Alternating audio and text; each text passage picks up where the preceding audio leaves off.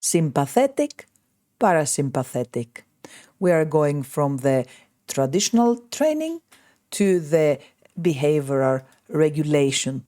Which one is the best? What the science says today and what is smart to look from now on. Let's see now a presentation about the nervous system and which is the best way to help our dogs to feel calm and heal this chronic stress.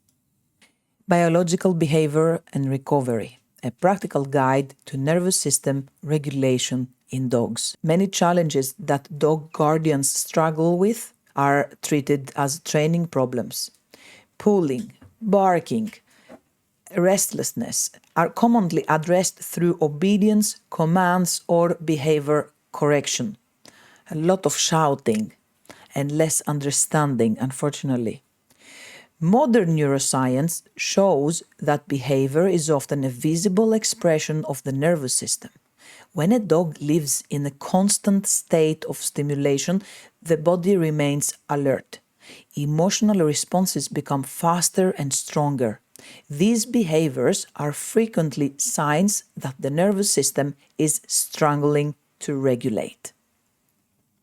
Let's see now the two biological gears.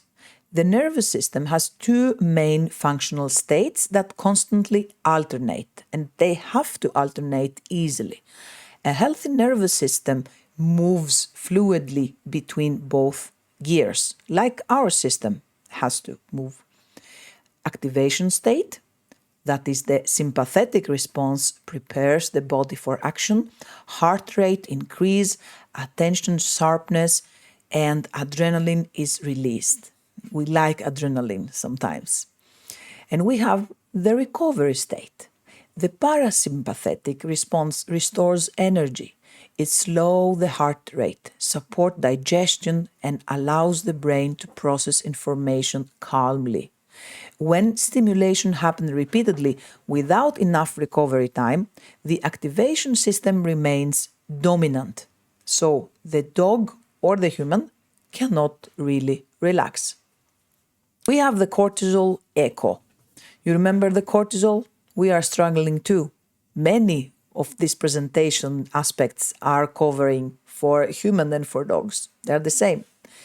When the brain detects a challenge, it releases cortisol to help the body mobilize energy and remain alert.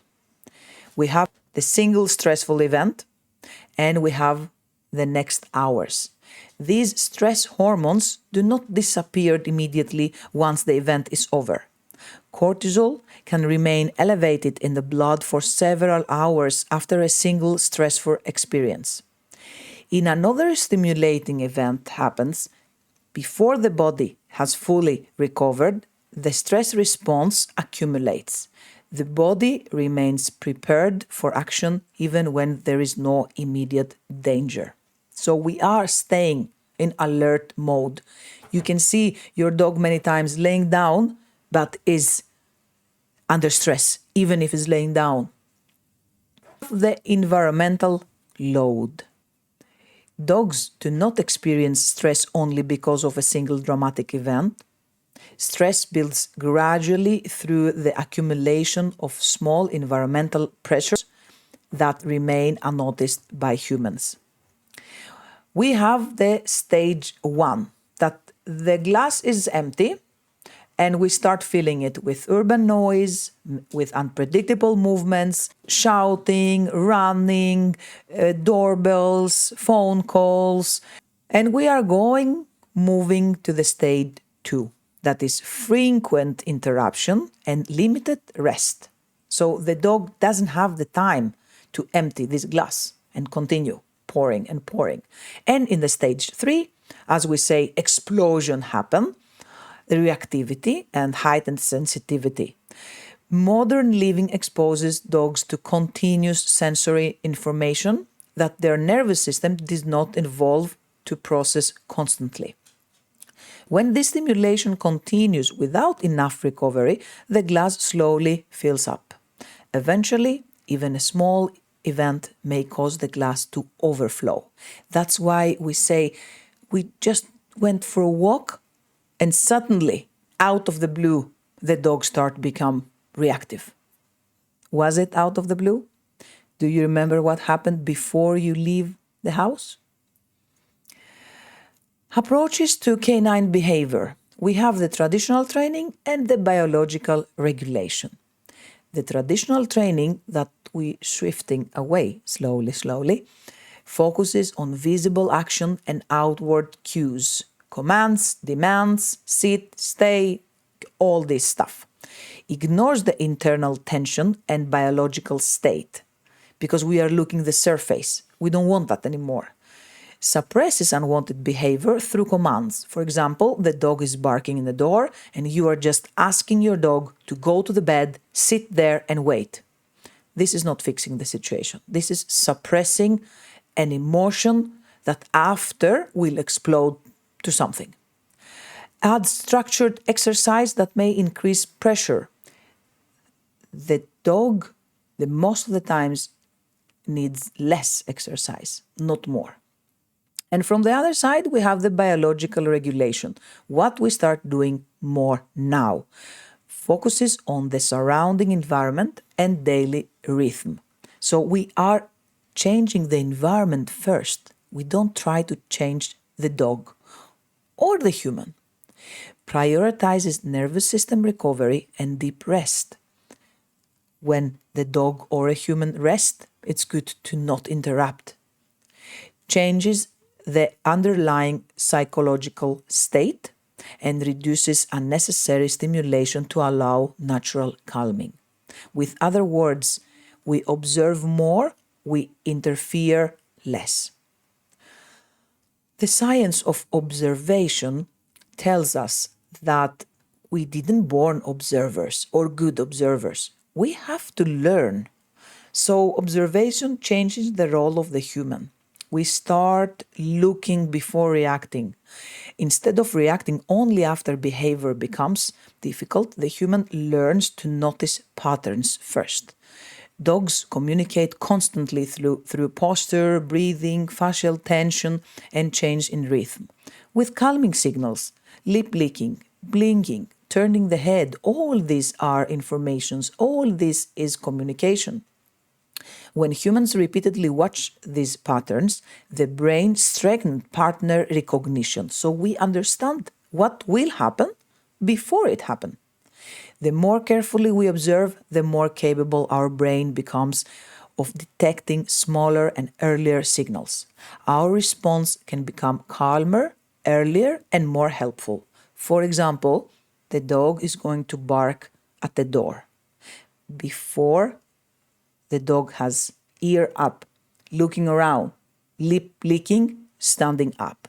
If we observe that and we manage to stand up slowly, go between, we can show the hand signal and the dog can understand that we are in control, so the dog can relax. The biological blueprint, this 7-day reset, it's not a training program. It is a structured period designed to reduce stimulation, protect recovery, and increase observation. During these days, the focus shifts entirely from controlling the behavior to understand the nervous system. By reducing stimulation, the nervous system finally has the opportunity to return to balance by itself. The reset creates a temporary environment where the biological conditions allow recovery to begin. Leave your dog alone to sleep, to recover. Don't talk, don't make loud sounds, don't put loud music. Remember, it's a person sleeping on the sofa. Many times we forget that. We say, it's the dog. What does this means that the dog sleeps deeply and doesn't understand? It's the opposite. So let's be more aware when somebody, even human or dog, sleeps in the same room with us on the sofa, for example. Let's see the path to baseline regulation. From heightened alertness to baseline regulation. We have 7 days that I will tell you 7 weeks or even 7 months, because this has to become a lifestyle. It's not just 1 week reset. The first day, we have the slowing the rhythm, reduce external input. Just be aware. The first day, slow down everything, everything. Let the day go and just observe around you the slightest movements of your dog. The day 2, you try to protect the rest. You inform your family, your kids. You say, hey, when you see the dog sleeping, don't talk, don't make sound. Pretend that is a little human. Pretend that is a little child that is sleeping in our sofa. If we act like this, then you will see how better and how deeply the dog will sleep. The third day, we have the gentle exploration. What this means: throw to the garbage your retractable leash. That's the step number 1. Take a long line, 6 meters and more. Stay behind the dog and walk slowly. Let the dog sniff, and don't do what you usually do. Just, I have a lot of line left, so I can walk forward, and the dog, when finished, will come after me. When you go in front of your dog, silently you're saying to the dog, finish quickly and follow me. We don't want that. We want to give all the time without talking, without interrupting, so the dog can sniff the whole circle of the sniff that needs. We have the day 4, and we have seeing the invisible. We start seeing a lot of things that we couldn't see before. We recognize signals, patterns. We start understanding better our dog and know each other. It is revolutionary, I can say. The 5th day, we start noticing changes. The dog start regulate better, walks calmer. We are more aware of our movements in our body, and we see that as a result on the dog. The 6th day, we are totally aware and conscious. We have acknowledgement of what is happening. Our movement in our home are much slower. Our family walks slower. We are curving around the dog. We don't talk to the dog if there is not a specific reason to talk.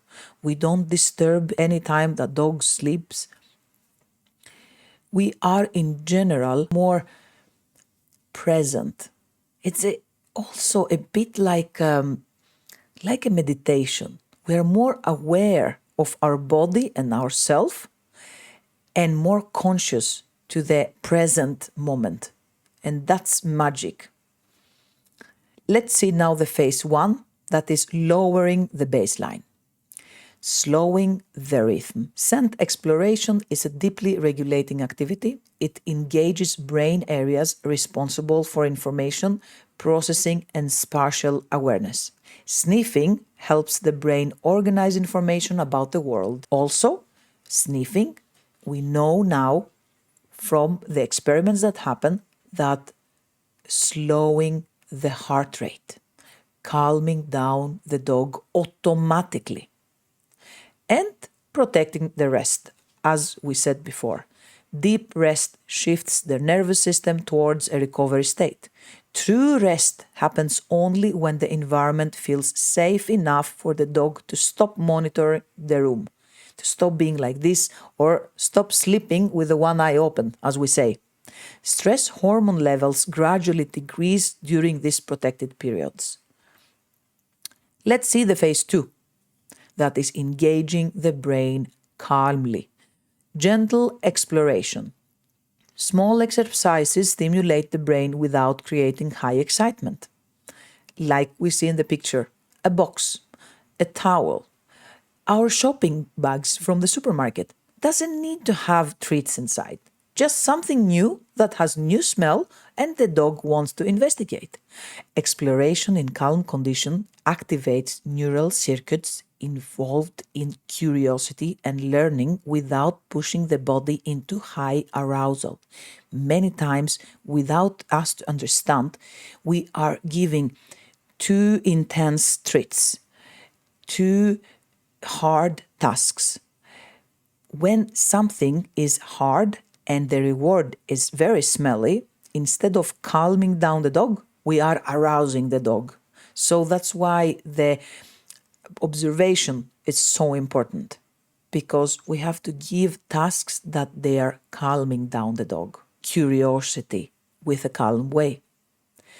We start seeing the invisible. What this means? Small triggers become appearing in the landscape of everyday life. You will start walking with your dog and you will start noticing from far, far away a trigger. You know what to do. You know how to curve. You know how to change direction. You know now how to act before the trigger is near you. This stage is not about fixing those triggers, it's about seeing them clearly for the first time. The human brain learns exactly what to look for. And this is amazing, because this is the half of the fix. Phase 3, the shift in awareness. Noticing the changes. Changes are not dramatic, but they are meaningful. Recording observations strengthens learning processes in the human brain. So keep notes. Please keep notes. Keep notes with anything you like. Little papers, tiny sticky notes. With any way you like, keep notes of the day. The brain organizes information more effectively when experiences are reviewed and understood.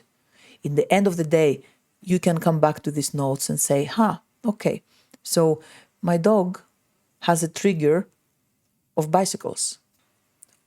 Until then, we didn't know, but now we do. Becoming aware. Humans strengthen neural pathways related to attention and the interpretation of social cues. The reset is no longer only helping the dog, it is affecting the entire environment as the human pace finally slows down. Is what I told you.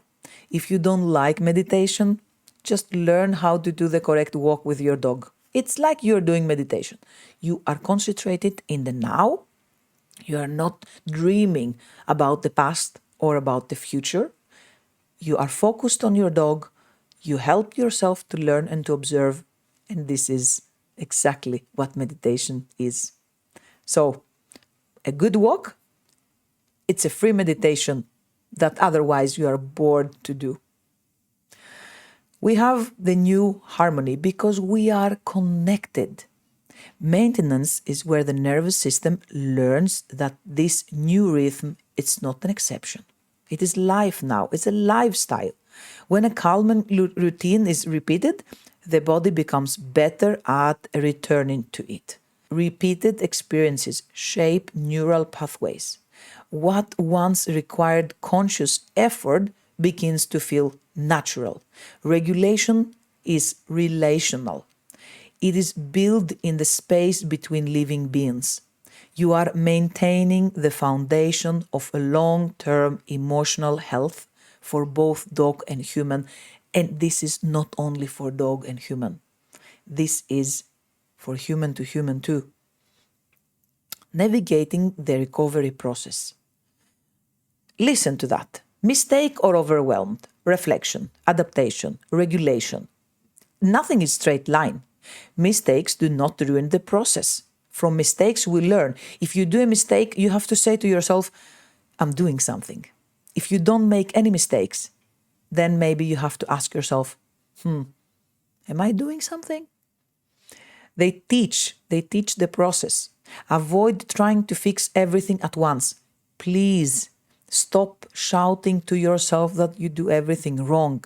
Stop having this guilt inside you. Just let it go and move forward. Move forward to what you know that it works best. Regulation does not grow inside an environment that feels hyper-vigilant. Avoid replacing one form of high stimulation with another constant enrichment task. Many people, I'm telling them, stop throwing the ball, And they feel that because they have to replace everything, they have to find new games indoors that will keep the dog engaged. Sometimes you have to do less, not more.